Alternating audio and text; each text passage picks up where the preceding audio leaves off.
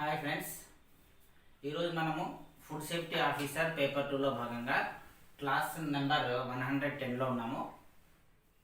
Chapter 5 public and occupational health and nutrition. ఇది అందరికీ కామన్గా ఉండేటువంటి టాపిక్. ఇది జనరల్ అండర్స్టాండింగ్తో రాయవలసినటువంటి టాపిక్. ఇది దీనిలో థియరీ పార్ట్ ఎక్కువగా ఉంటుంది.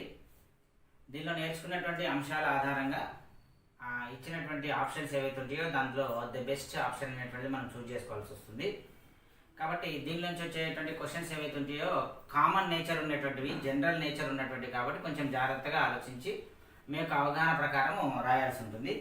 అయితే దీంట్లో ఉన్నటువంటి సిలబస్ మనం గమనించినట్టయితే మనకు ఇక్కడ దీంట్లో సిలబస్ అంతా కొంచెం జిగ్జాగ్గా ఇవ్వటం జరిగింది. నేను ఒక క్లాసిఫికేషన్ పద్ధతిలో దాన్ని రాశాను. మనకు ఇప్పుడు టోటల్ సిలబస్ కనుక చూసుకున్నట్టయితే దీంట్లో మెయిన్గా మనం గమనిస్తే public and occupational health and nutrition మొత్తం అంతా ఒకటే చాప్టర్ లాగా ఉంది. దీన్ని మనం పబ్లిక్ హెల్త్ అని, అదేవిధంగా ఆక్యుపేషనల్ హెల్త్ అని, న్యూట్రిషన్ అని విభజించుకోవచ్చు. ఇక్కడ మనము ఈ సిలబస్ నుంచి ఒక్కొక్కసారి క్లాసిఫికేషన్ చూస్తూ మరి దాంట్లో ఏమేమి మనం టాపిక్స్ డిస్కస్ చేసుకోవాల్సిన అవసరం ఉంటుంది, ఎక్కడెక్కడి నుంచి క్వశ్చన్స్ రావడానికి అవకాశం ఉంటుందో మనకు తెలుస్తుంది. ఈ చాప్టర్ ఏదైతే ఉందో public and occupational health and nutrition, దీనిలో మనకు నేర్చుకోవడానికి వీలుగా ఒక చిన్న 5 పార్ట్స్ చేయడం జరిగింది. ఫస్ట్ పార్ట్ పబ్లిక్ హెల్త్ అనేటువంటిది మొదటి భాగము. ఈ పబ్లిక్ హెల్త్లో మనం నేర్చుకోవాల్సింది ఒక్కసారి అంశాలు కనుక చూసినట్టయితే definition of public health and associated terms, ఇది ఫస్ట్ది. Definition of public health and associated terms అనేది ఇంకొక చిన్న టాపిక్. అంటే ఇది 5 టాపిక్లలో ఇదొక టాపిక్ అయితే దీనిలో డెఫినేషన్ ఆఫ్ పబ్లిక్ హెల్త్ అంటే ప్రజా ఆరోగ్యం అంటే ఏంటి, అసోసియేట్ టర్మ్స్ దానికి లింక్ అయినటువంటి ఒక ఇంపార్టెంట్ టర్మ్స్, ఒక 4-5 టర్మ్స్ ఉంటే వాటి యొక్క డెఫినేషన్ తెలుసుకుంటే సరిపోతుంది. ఏ సబ్జెక్ట్ అయినా మనము సింపుల్గా ఈ విధంగా క్లాసిఫై చేసుకొని నేర్చుకోవాలి. Next current concerns in public health global and local. Current concerns in public health, current concerns in public health global and local. First టాపిక్స్లో మనం ఏం నేర్చుకోవాలని తెలుసుకోవాలి. Current concerns in public health అంటే ప్రజా ఆరోగ్యానికి సంబంధించి ప్రస్తుతం ఉన్నటువంటి కన్సర్న్స్ అంటే ప్రాబ్లమ్స్ ఏంటివి, గ్లోబల్ అంతర్జాతీయ పరమైనటువంటి సమస్యలు ఏంటివి, లోకల్ మన జాతీయానికి సంబంధించిన, మన దేశానికి సంబంధించిన సమస్యలు ఏంటివి నేర్చుకోవాలి. ఇవి ఒక 5-10 టాపిక్స్ ఉంటాయి. ప్రాబ్లమ్స్ ఏమున్నాయి, ఇవి ఒక మన దేశానికి సంబంధించినటువంటి 5-10 టాపిక్స్ అయితే సరిపోతుంది నేర్చుకుంటే టైం విషయాలు. Next core functions and scope of public health. Core functions and scope of public health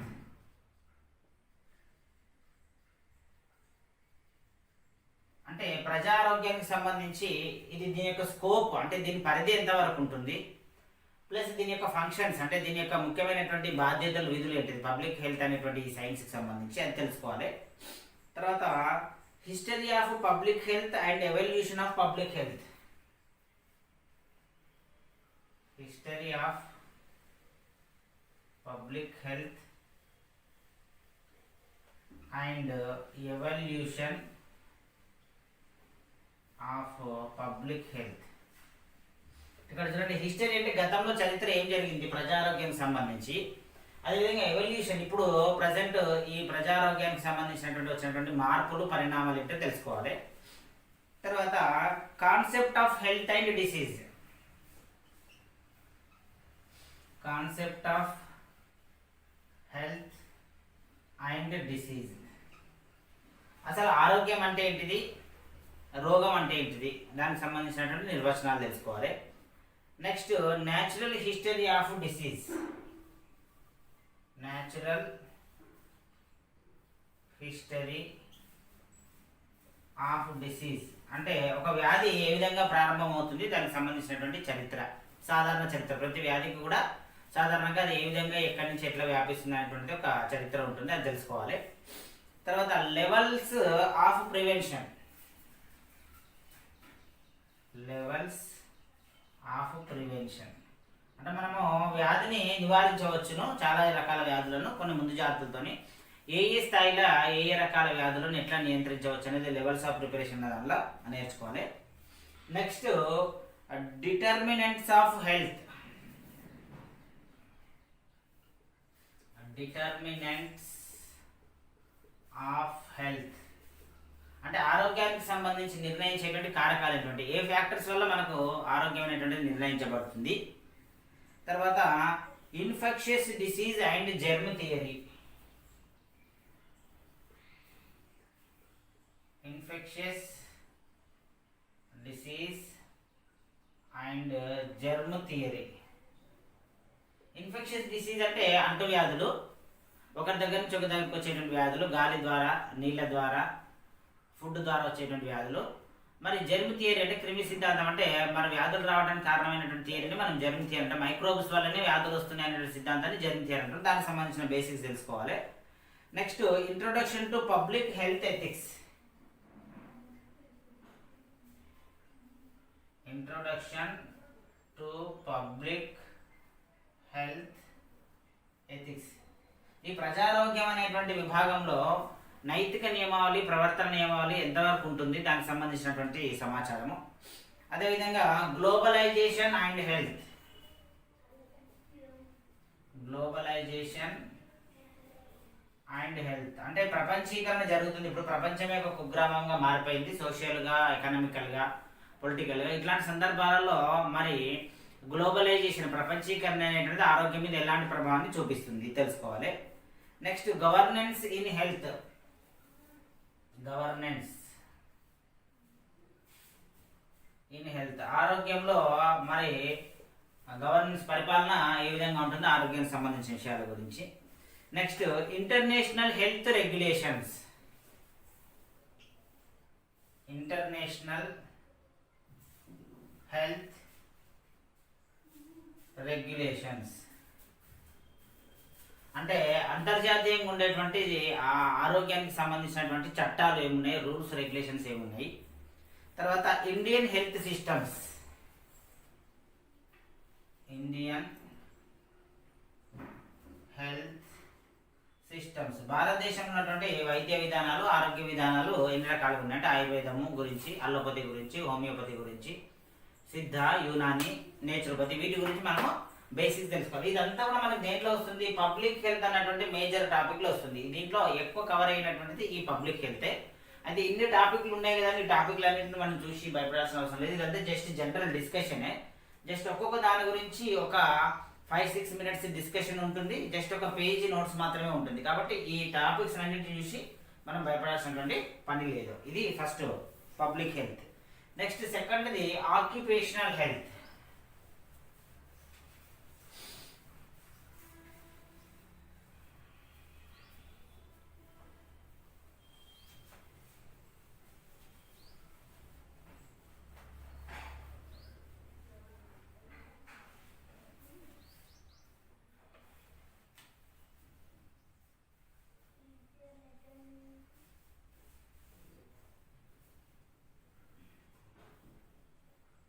ఇది రెండవ సబ్ టాపిక్. ఆక్యుపేషనల్ హెల్త్ అంటే ఆక్యుపేషన్ అంటే ఒక వృత్తి మనం చేయటం వల్ల రకరకాల వ్యాధులు రావడానికి అవకాశం ఉంటుంది, మన ఆరోగ్యం దెబ్బతింటానికి. అంటే ఉదాహరణ గన్లో పనిచేసే కార్మికులు కావచ్చు, ఫ్యాక్టరీలో వాళ్ళు కావచ్చు, ఎక్కడైనా రైల్వేలో పనిచేసే వాళ్ళు కావచ్చు, అట్లా కొన్ని వృత్తులకు సంబంధించినటువంటి హెల్త్ డిస్కషన్ దీనిలో ఉంటుంది, ఆక్యుపేషనల్ హెల్త్ అని. దీనిలో ఏమేమి ఉన్నాయి sub topics, health of workers in industries,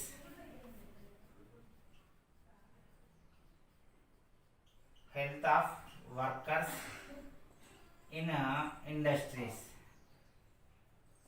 అంటే పరిశ్రమల్లో పనిచేసేటువంటి కార్మికులు ఎవరైతే ఉన్నారో వారికి సంబంధించిన ఆరోగ్యము, దానికి సంబంధించినటువంటి విషయాలు. సేఫ్టీ మెజర్స్, వీరు అనారోగ్యానికి, రోగాలకు గురి కాకుండా ఎలాంటి భద్రతా ప్రమాణాలు, భద్రతా చర్యలు మనం చేపట్టాలి, దీన్ని సేఫ్టీ మెజర్స్ అంటున్నాము. తర్వాత next important topic occupational diseases, ఇది ఎక్కువ ఇంపార్టెంట్ టాపిక్, దీని నుంచి మనకి ఎక్కువ ప్రశ్నలు రావడానికి ఛాన్స్ ఉంది. ఆక్యుపేషనల్ డిసీజ్ అంటే ఒక వృత్తిని చేపట్టడం వల్ల ఎలాంటి వ్యాధులు వస్తున్నాయి. ఉదాహరణ గనుల్లో పనిచేసే వాళ్ళకు సిలికోసిస్ అనే వ్యాధి, ఇట్లాంటి రకరకాల వ్యాధులు, వాటి యొక్క కారణాలు ఏమవుతున్నాయో అవి ఇందులో తెలుసుకోవాలి. ఇది చిన్న టాపికే. Health of workers in industries, safety measures, occupational disease అని 3 టాపిక్స్ మనం డిస్కస్ చేసుకుంటే ఈ ఆక్యుపేషనల్ హెల్త్ అనేటువంటి సబ్ టాపిక్ మనకు కంప్లీట్ అయిపోతుంది. నెక్స్ట్ దాని తర్వాత 3వ topic nutrition.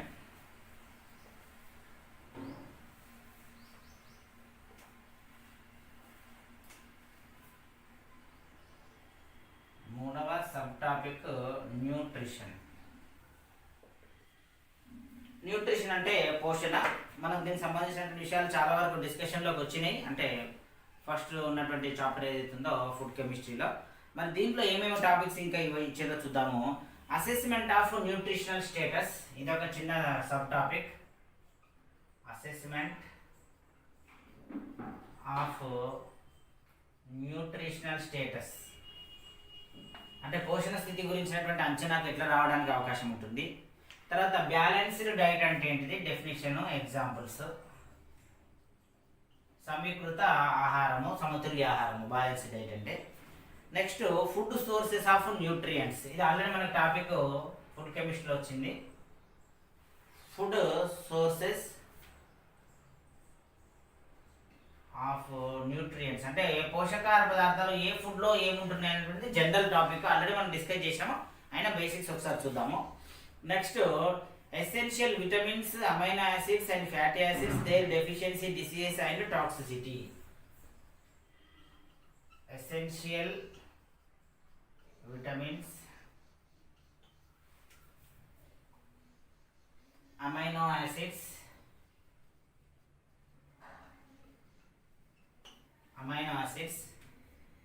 Fatty acids,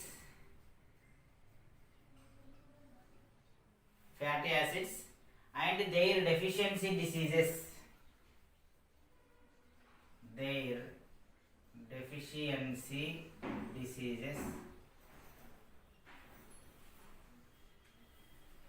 And toxicity. ఈ టాపిక్ కూడా ఆల్మోస్ట్ మనం చాలా వరకు విటమిన్స్, మినరల్స్, కార్బోహైడ్రేట్స్, ప్రోటీన్స్ గురించి డిస్కస్ చేసుకున్నప్పుడు ఏ విటమిన్స్ లోపిస్తే ఏ వ్యాధులు వస్తున్నాయి, ఏ మినరల్స్ తక్కువ ఉంటే ఏ వ్యాధులు వస్తున్నాయి, తర్వాత కార్బోహైడ్రేట్స్, ప్రోటీన్స్, ఫ్యాట్స్ గురించి నేర్చుకున్నాం. ఆల్మోస్ట్ 2 టాపిక్లు మనకు ఆల్మోస్ట్ డిస్కషన్ అయితే అయినా అందువల్ల జస్ట్ ఇంట్రడక్షన్ మాత్రం చూద్దాము. నెక్స్ట్ పిఆర్ అనే టాపిక్ ఒకటి ఉంది. Next recommended dietary allowances, recommended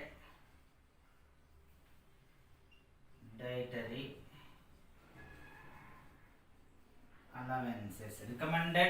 RD అంటున్నాం దీన్ని. For various nutrients, anti nutrients, for various nutrients, anti nutrients అంటే పోషకాహార పదార్థాలు, న్యూట్రియంట్స్ కానీ యాంటీ న్యూట్రియంట్స్ కానీ. Recommended dietary allowances, recommended dietary allowances అంటే ప్రతిరోజు ఎంత ఆహార పదార్థాల్లో విటమిన్లు ఎంత తీసుకోవాలి, మినరల్స్ ఎంత తీసుకోవాలి, కార్బోహైడ్రేట్స్, ప్రోటీన్స్, తర్వాత వాటరు, ఫైబర్, ఇవన్నీ కూడా ఎంత తీసుకోవాలనేటువంటివి. తర్వాత క్లినికల్ అండ్ డైట్ సర్వేస్ ఏ విధంగా జరుగుతున్నాయి, క్లినికల్ అండ్ డైట్ సర్వేస్. ఓకేనా, ఇది న్యూట్రిషన్ సంబంధించినటువంటి టాపిక్స్. ఇది కూడా పెద్ద డిస్కషన్ ఏమి ఉండదు. ఇక్కడ ఒక దగ్గర మనకు హెవీ డిస్కషన్ ఉంటుంది కానీ ఇది ఆల్రెడీ కంప్లీట్ అయిపోయింది కాబట్టి వీటి నుంచి జస్ట్ ఇంట్రొడక్షన్ ఇచ్చుకుంటా పోవచ్చు. టాపిక్ చూస్తే పెద్దగా అనిపిస్తున్నాయి కానీ ఇబ్బంది అయితే ఏమి ఉండదు. ఇది 3rd chapter. Next 4th topic. దీంట్లో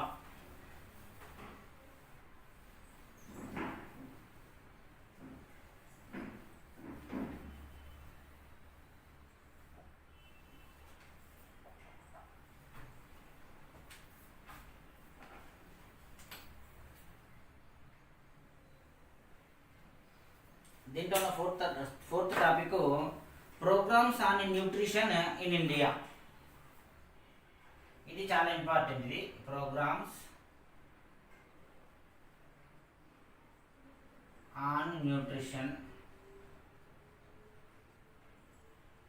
ఇన్ ఇండియా. అంటే భారతదేశంలో పోషకాహార లోపాలను సవరించడానికి గాను కేంద్ర ప్రభుత్వం ప్రారంభించినటువంటి పథకాలు, మోస్ట్ ఇంపార్టెంట్ స్కీమ్స్ మనకు సిలబస్లో ఇవ్వడం జరిగింది. ఆ స్కీమ్స్ ఏంటో ఒకసారి చూద్దాము. ఫస్ట్ది mid day meals at school. Mid day meals at schools అంటే మనకి ఇప్పుడు పాఠశాలలో మధ్యాహ్న భోజనాన్ని పెడుతున్నారు, మధ్యాహ్న భోజన పథకము. దానికి సంబంధించినటువంటి వివరాలు, అది ఎప్పుడు స్టార్ట్ అయింది, ఎట్లా ఇస్తున్నారు అనేటువంటి వివరాలు. తర్వాత నెక్స్ట్ది mid day meals at anganwadi centres. Mid day meals at anganwadi systems. ఈ అంగన్వాడీ కేంద్రాల్లో ప్రజెంట్ ఏ విధంగా మనకు మధ్యాహ్న భోజన పథకం అమలవుతుంది అనేది కాన్సెప్ట్. తర్వాత నెక్స్ట్ మోస్ట్ ఇంపార్టెంట్ది ఐసిడిఎస్. ఐసిడిఎస్ అంటే integrated child development scheme. Integrated child development scheme. సమగ్ర, ఇంటిగ్రేటెడ్ అంటే సమగ్ర, చైల్డ్ అంటే శిశు, డెవలప్మెంట్ స్కీమ్ అభివృద్ధి పథకం, సమగ్ర శిశు అభివృద్ధి పథకము. తర్వాత ఎన్ఐడిడిసిపి. ఎన్ఐడిడిసిపి అంటే national iodine deficiency disorders control programme. National iodine deficiency disorders control programme. ఇది కేంద్ర ప్రభుత్వము అయోడిన్ లోపం వల్ల వచ్చినటువంటి వ్యాధులను పరిష్కరించేటువంటి ఒక కార్యక్రమం. తర్వాత ఎన్ఎన్ఏపిపి.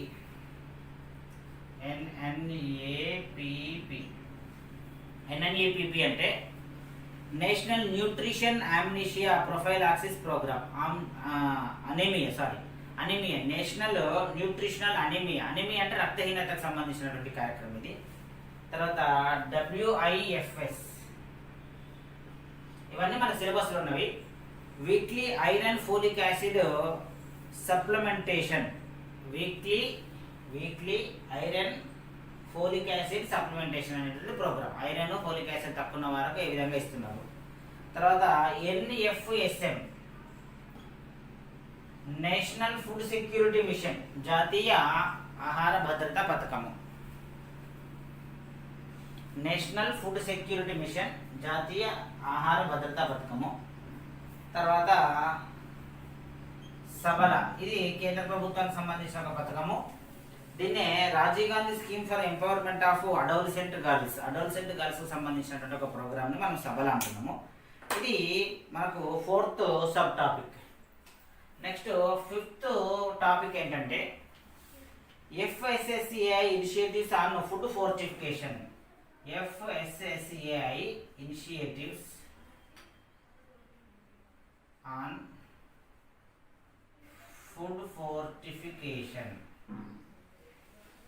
అంటే ఆహారాన్ని బలవర్ధకంగా తయారు చేయడానికి food safety and standard authority of India కొన్ని ప్రోగ్రామ్స్ రూపొందించింది. ఏంటి ఆ ప్రోగ్రామ్స్? ఒక 4 ప్రోగ్రామ్స్ మనకు సిలబస్లో ఇవ్వడం జరిగింది. అవి చూద్దాము. FFRC